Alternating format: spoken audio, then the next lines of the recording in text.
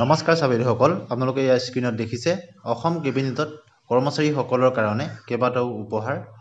প্ৰথমটো উপহাৰ হৈছে যে কৰ্মচাৰীসকলক গ্ৰহণযোগ্য ঘৰ ভাড়া 50% প্ৰদান কৰাৰ প্ৰস্তাৱত অনুমোদন জনাইছে অসম কেবিনেটে। কোনসকল কৰ্মচাৰীৰ ক্ষেত্ৰত এই ঘৰ ভাড়া বা ইচাৰে প্ৰদান কৰা হ'ব সেই তাৰ তথ্যও ইয়াত উল্লেখ কৰিছে। আপোনালোকে নিশ্চয় স্ক্ৰীনত দেখিছে যে কেবিনেটত 13,822 জন মাষ্টাৰ ৰোল সাময়িক আৰু ফিক্স পে কৰ্মচাৰীসকলক গ্ৰহণযোগ্য ঘৰ ভাড়া ভাত্তা প্ৰদান কৰাৰ প্ৰস্তাৱত অনুমোদন জনাইছে, অৰ্থাৎ মাষ্টাৰ ৰোলৰ কৰ্মচাৰীলৈ ঘৰ ভাড়া ভাত্তা। গতিকে এই কৰ্মচাৰীসকলক এতিয়াৰে পৰা 50% ইচাৰে অৰ্থাৎ ঘৰ ভাড়া ভাত্তা প্ৰদান কৰা হ'ব। ইয়াৰ দ্বাৰা 13,822 জন মাষ্টাৰ ৰোল সাময়িক আৰু ফিক্স পে কৰ্মচাৰী উপকৃত হ'ব। এতিয়া আহিছোঁ আমি অন্য এটা খবৰলৈ। কেবিনেটতে কোৱা হৈছে যে বিশেষ জাননী চলিত পৰিস্থিতিৰ প্ৰতি লক্ষ্য ৰাখি অসমত গ্ৰহণ কৰিব লগা বিশেষ ব্যৱস্থা। জিলা প্ৰশাসন আৰু বিভাগৰ মুৰব্বীসকলে সকলো কৰ্মচাৰীৰ শেহতীয়া যোগাযোগ সবিশেষ যেনে মোবাইল নম্বৰ, ইমেইল আৰু ঠিকনা মজুত ৰাখিব লাগিব।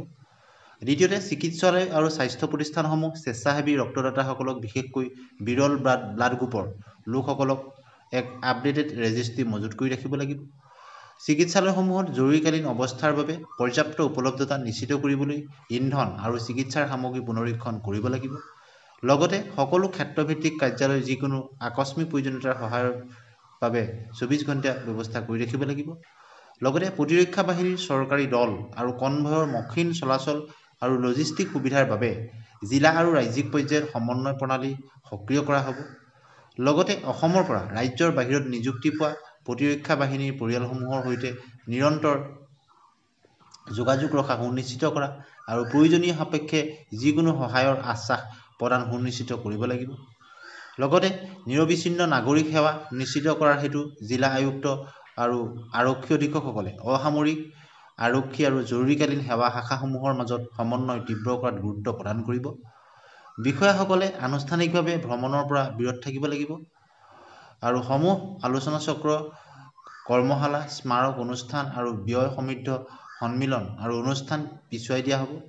অসম চৰকাৰৰ কোনো বিষয়া মন্ত্ৰীৰ বিদেশ ভ্ৰমণ বা অপ্ৰয়োজনীয় বহিৰাজ্যৰ ভ্ৰমণৰ অনুমোদন পৰিহাৰ। বাহন, আচবাব বা কাৰ্যালয়ৰ আন্তঃগাঁথনি ক্ৰয় আৰম্ভণি প্ৰক্ৰিয়াকৰণ কৰা নহ'ব। গতিকে বহুখিনি গুৰুত্বপূৰ্ণ কথা উল্লেখ কৰা হৈছে, মুখ্যমন্ত্ৰী মহোদয়ে অৱগত কৰিছে। কৰ্মক্ষেত্ৰত দুপৰীয়াৰ আহাৰ, আনুষ্ঠানিক নৈশ আহাৰ, সাংস্কৃতিক অনুষ্ঠান আৰু মনোৰঞ্জনৰ ব্যয় পৰিহাৰ কৰিব লাগিব। অত্যাৱশ্যকীয় সেৱাৰ সৈতে সম্পৰ্কিত নহ'লে ডাঙৰ সমাৱেশ বা আন সভাসমূহ পিছুৱাই দিয়া হ'ব বা আভাসীয় মাধ্যমত অৰ্থাৎ ভাৰ্চুৱেল মাধ্যমত অনুষ্ঠিত কৰা হ'ব। লগতে উদ্বোধন, সম্বৰ্ধনা অনুষ্ঠান বা অন্যান্য আনুষ্ঠানিক কাৰ্যসূচী পিছুৱাব লাগিব। ৰাজহুৱা তথ্যৰ প্ৰচাৰত বিশেষভাৱে প্ৰয়োজনৰ বাবে বাদে কোনো প্ৰিণ্টিং বা প্ৰচাৰ সামগ্ৰী, বিজ্ঞাপন বা দৃশ্যশ্ৰাব্য সমল প্ৰস্তুত কৰা নহ'ব। অপ্ৰয়োজনীয় প্ৰশিক্ষণ কাৰ্যসূচী বা ভ্ৰমণৰ সৈতে জড়িত কাৰ্যসূচীসমূহ পুনৰ নিৰ্ধাৰণ কৰা হ'ব আৰু সকলো বিভাগে চলিত কামসমূহৰ পৰ্যালোচনা কৰিব আৰু অনুমোদন সাপেক্ষে অগ্ৰাধিকাৰযুক্ত নোহোৱা ব্যয়সমূহ স্থগিত ৰাখিব। প্ৰয়োজন সাপেক্ষে বৰ্তমান ছুটীত থকা যেনে প্ৰসূতি আৰু চিকিৎসাৰ বাহিৰে চৰকাৰী কৰ্মচাৰীসকলক তেওঁলোকৰ ঊৰ্ধ্বতম কৰ্তৃপক্ষৰ দ্বাৰা সিদ্ধান্ত লোৱাৰ সময়ত পুনৰ কৰ্মক্ষেত্ৰলৈ মতা হ'ব পাৰে আৰু 24 ঘণ্টাৰ ভিতৰত কৰ্মত নিযুক্ত হ'ব পৰাকৈ উপলব্ধ থাকিব লাগিব।